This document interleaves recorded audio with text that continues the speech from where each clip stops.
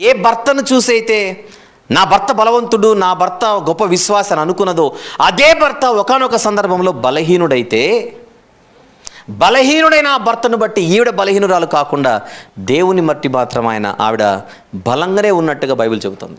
నిజానికి నోవాహు గారు బలహీనుడైతే ఏమేమైపోవాలి? బలహీనురాలు అయిపోవాలి. ఆవిడ కాన్సన్ట్రేషన్ అంతా ఆయన మీదే ఉంటే. కానీ ఆవిడ నోవాహు గారిని ఎంత నమ్మినదో అంతకంటే ఎక్కువగా ఎవరు నమ్మింది?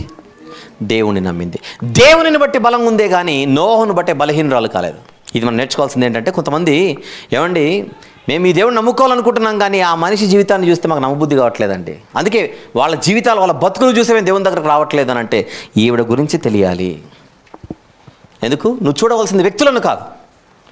అంటే కొన్ని సందర్భాలలో మన కళ్ళ ముందు కనిపించే గొప్ప వ్యక్తులు సైతం తొట్టిల్లుతుంటారు.